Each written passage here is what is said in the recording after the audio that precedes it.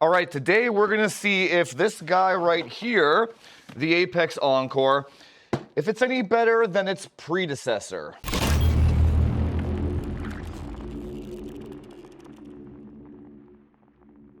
So a little update to the channel. Last weekend I headed over to TwitchCon, and then when I got back, my email was overflowing with pre-tuned bundle requests. So basically all I've been doing for the last week is having an assembly line of Apex Encores and 14900Ks, trying to get them all stable at 8000 megahertz DDR5. And then obviously I have to get those done and shipped out before Modern Warfare 3 comes out. So I apologize that there hasn't been any content on the channel in a while, but constantly having to buy hardware to review on the channel is super expensive, man. So once in a while, just gotta grind it out. If you don't know what I'm talking about when it comes to the pre-tuned bundles, head on over to framechasers.org/ready to ship. And then basically I guarantee you an 8000 megahertz DDR5 14900K tuned setup. It's a great way to support the channel, and at the same time, you don't have to worry about the silicon lottery. The memory controller silicon lottery. So then what we're gonna do today, I'm just gonna give my thoughts and opinions on this motherboard, since I've been working with so many of them for about a week straight now. And then I'm gonna give you my opinion on if you should go and pick it up, or wait for the Tachyon to come out, or maybe go back and buy a white Apex from the previous gen. Also, Asus did not send me this motherboard. It was purchased with supporter money, so I can say whatever the fuck I want. Okay, so right out of the gate, I don't like the box. Right when I saw the box, the first thought that came to my mind was, okay, they're gonna market this towards gamers, because this is their mass-produced box design. So take a look at the old Apex box. This one is much more geared towards a high-end premium line, if you know what I'm saying. And on that token as well, actually, check out this box. This was the new Dark Hero motherboard. You see how the quality of the box is more premium? So right away, I already know this Apex is a margin-making machine. I will be doing a review on the Dark Hero in another video. Make sure to subscribe for that one, because Asus claims that this motherboard, which is a 4-DIMM, 4-slot motherboard, can do 8000 megahertz. We'll put that to the test, but that's for another video.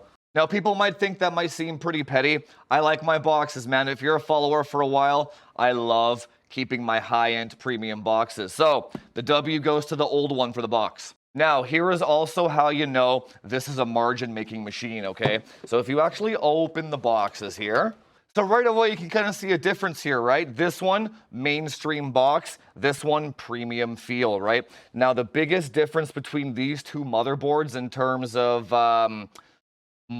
and this is honestly debatable, right? So the Apex Encore here, it included a Gen 5 slot into the motherboard.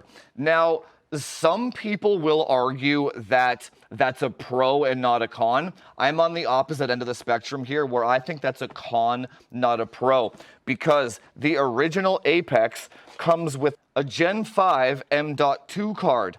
Now, why I like this better than having it built into the motherboard is you can take this onto any rig in the future. So this, once again, you're getting more for your dollar with the old one. Now, how else do you know that they're making crazy margins on these things? Because this motherboard has been out for, what, 2 weeks now or whatever, and they're still not sold out, which tells me that they made a shit ton of these things. Anyway, the point I'm trying to make here, yeah, they're going to try and make their margins, they're going to try and make their profits, and there's a reason why they made so many of these Apex boards this time around, because they didn't make enough of the last one. But like, my fear is that the Apex brand is going to get more and more budget, margin, and then maybe 2 or 3 generations down the line, we're going to get very little for our dollar, right? Anyway, those are just my subjective gripes about the whole thing. Obviously not objective. Clearly, both motherboards work just fine. Also, don't forget, when you use the Gen 5 slot on the new Apex, it cuts down your GPU lanes to 8 lanes. You don't get free lanes. It has to come from somewhere. Now, in terms of the I/O, the PCI Express slot arrangement here, doesn't really matter too much for our purposes, but Asus missed a huge opportunity here. So Technically, the Apex Encore PCI Express slot layout is better because you get a 4x slot up top and a 4x slot at the bottom. On the old one, you only get a 4 down here and then a 1 here, right? But the reason why that doesn't matter is because you're not going to use either of these motherboards in a workstation context anyway. And the reason why, and the big miss that Asus missed here, was they didn't enable the iGPU on the new Apex, right? They could have. And basically what they did there is they handed the all-in-one PC workstation market, they handed that over to the Tachyon by not doing that. In terms of bundles and PC sales, for me personally, back with the last generation there, I was recommending the Tachyon much more than the Apex to streamers and content creators because the Tachyon allows iGPU and QuickSync. So when the next Tachyon comes out, if that one still allows iGPU to be turned on, that one wins by default for content creators. Now, perhaps you could take like an A380 of some sort or some Intel Arc card and put it in this 4x slot here, and that might work with QuickSync. I actually haven't tested that, so I don't know. Maybe we'll do that in a future video. But why would you want another graphics card in your damn system when it could have been on the iGPU, right? Now, the only other thing we're concerned with is how do these boards overclock against each other. We're really interested in the DDR5 max overclock of these two boards. So let's go upstairs and run these things through the ringer. Violence, speed, momentum, precision. Now, let's pick a random Apex. This one. Thank you to the supporters of the channel for all of your consult requests and bundle pre-orders. Unbiased testing like this would not be possible without you guys. So I'm actually filming this the day before because it takes that long to stress test. I'm using this kit here, 48 gig 7200. By the way, this is the best memory that you can get. OEM heatsink. I'll actually do a separate video on those. I'm not talking about them right now, but these do 8,000 just fine on this stock heatsinks, which you can see. Yeah, these things are fantastic. I'm so glad I found them. But I digress. 9 hours, 40 minutes here. It's still going. 8,000, 38. Totally stable on this white Apex and 14900K. So the video that you guys are going to see is going to be on the Apex Encore now. And I'll see ya in 24 hours. Okay, so it's actually the next morning.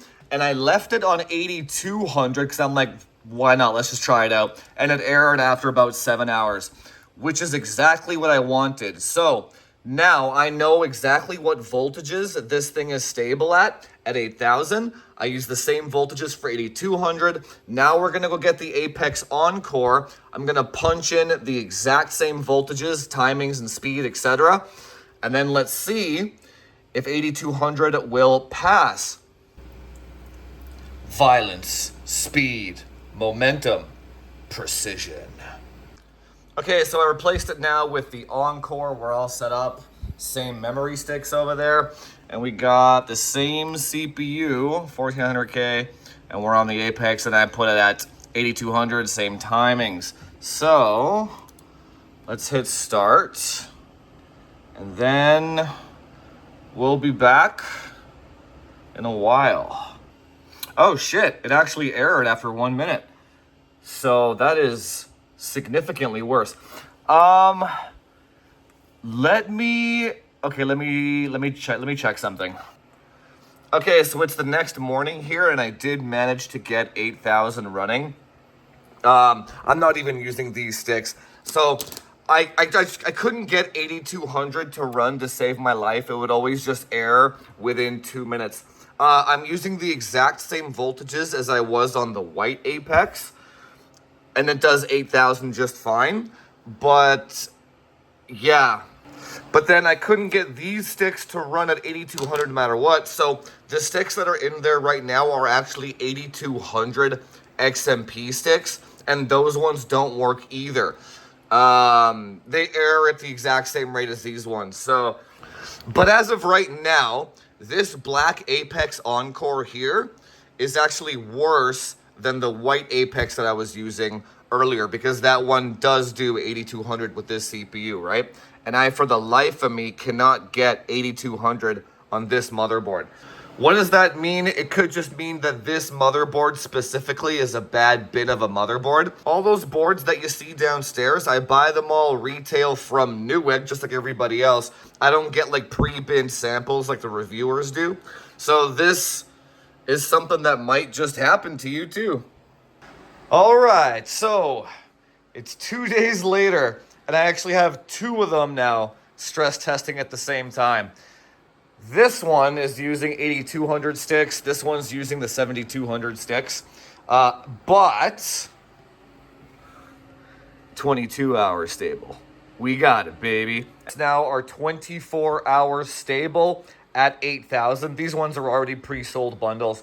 But both of these, I could not get to 8200. Couldn't do it. Also, the other very strange thing is both of these CPUs and these motherboards, even though they're identical, they used drastically different voltages for their voltage sweet spots. Much more variance and much more drastic than even Alder Lake or Raptor Lake, which is incredibly odd. So tuning this new, I guess, 14th gen, or it could just be these early version BIOSes for the Encore. I'm not too sure. But tuning 8000 on these ones right now is much more difficult than even the white Apex, right? On this CPU here, this one, I had this one in the white Apex, and then within like 5-10 minutes, I almost had 8200 stable, right? So the old ones are better for now. So anyway, if you already have a white Apex or a black Tachyon or whatever, these aren't going to do anything for you, really. It did not make achieving 8,000 megahertz any easier. In fact, it made it way harder. It's basically, I had to relearn how to tune DDR5 all over again. That's what it felt like on these new Jenna boards. Oh shit. So, it's 2 days later. Again, apologies that this video took so long to come out, but we got 8200, baby. It's at 22 and a half hours, but whatever. It's good enough. 24 hours, right? But damn, 8200, baby. So I've got the Apex Encore secrets locked down. I actually left it on over Halloween. 48 hours stable, baby. 2 days straight. Now, one more really cool thing about the new Apex Encore, this is quite ingenious. We'll test to see if this actually works upstairs in a sec. It's like a built-in memory fan kit, right? Basically, you take it out of the box, and there's two screw holes right here, and you line this up like this. Kind of sits like that, and then basically the fan blows air up towards the memory sticks. Now, they could have done a bit better job of this, because check this out, right? It sits like this. They needed to move this over to the left a little bit, like this, so that it would actually hit the memory sticks much better. I guess because they wanted to target the dim.2 as well. That's kind of a fail. Who cares about dim.2? Yeah, they should have moved the fan over like 2 millimeters more to get all that airflow on both sticks. As it sits right now, this left stick over here, it barely even gets any airflow at all from this thing, right? But let's go upstairs and check it out quickly, just for a few minutes. Okay, so I've been baking the sticks now for about 4.5 minutes, and they are running at 65 and 61. Now, these things will hit 70 Celsius because there's literally no airflow right now, so I have it over here. I actually have the iPhone case blocking the air to the stick, so it doesn't get any cooling whatsoever, right? The thing is not turned on right now, but, so, what we're gonna do, I'm gonna take this header here, I'm gonna plug it into the full speed header, because I don't have a fan profile for these things. Let's plug it in. Oh yeah, it's quite noisy. You can hear the noise. But, yeah, it's moving a lot of air. So, you'll definitely have to make your own fan profile for this thing, right? But, so let's go over here, 5.5 minutes. So right now it's at 65 and 62. So I'll leave it for about another 5 or 10 minutes or so, and then we'll kind of see where the temperature stabilizes. Okay, so it's been about 6 minutes or so, right? And it's still going at full blast. And it dropped 12 degrees Celsius on the dim. You can tell how it's cooling the top one more than the second one, right? Because it dropped 12 degrees Celsius on this one and only like 8 degrees Celsius on the second one, right? Which is because you can see, right? This one is getting a lot more air than this one, right? But that's okay. That's huge though. I mean, it went from 65 to 53. So that is a massive W.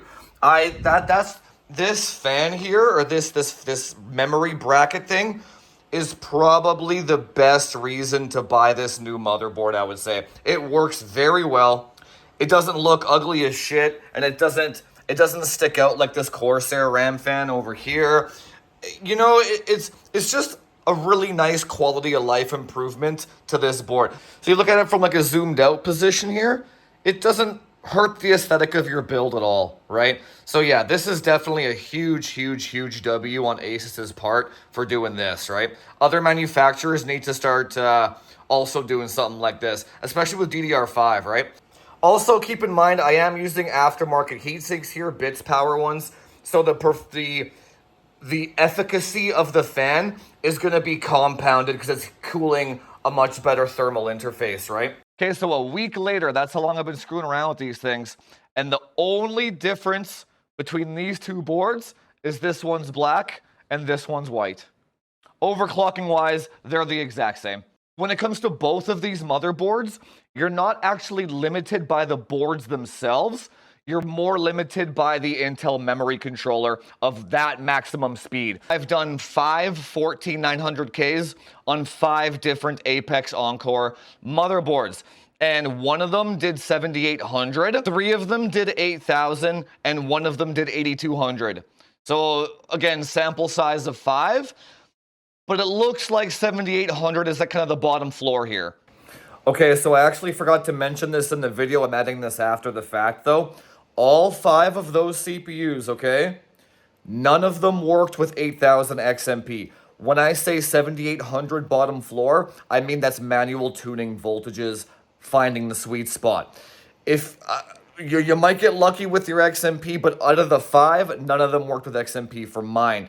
So if you are an XMPer and you don't know what you're doing, stick to 7200 sticks, okay? I'll leave an affiliate link for those down below, and those are guaranteed to work, and you won't get any crashes and stuff.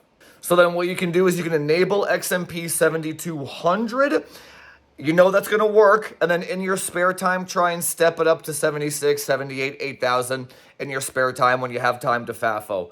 So if you're doing a white build, or you previously did a white build on the last gen, there's no FOMO here whatsoever. In fact, I would argue that the white one, you get more bang for your buck in terms of the dollar value. I will leave affiliate links down below to the 14900K and the Apex Encore. When it comes to the old white ones, I have a few of them in stock on my website. You gotta buy a bundle to get them. But in terms of where can you still get them, every time I see one pop up, I try and scoop it up as fast as I can because they're not making these ones anymore. Anyway, guys, that's it for this one. So the Apex Encore is a thumbs up for now. The Tachyon is not out yet, so we can't compare it to that one. But when that one does come out, we'll revisit this, and then maybe we'll see if the Tachyon can get an extra bin of memory speed for the same bin of memory controller. Anyway, guys, if you like the content, hit that subscribe button. Do all that YouTube SEO stuff. Like, share, subscribe. Comment down below if actually you've tried to run an ARC card with an NVIDIA card at the same time, and if QuickSync actually works. And I'll see you guys in the next one. Talk to you later.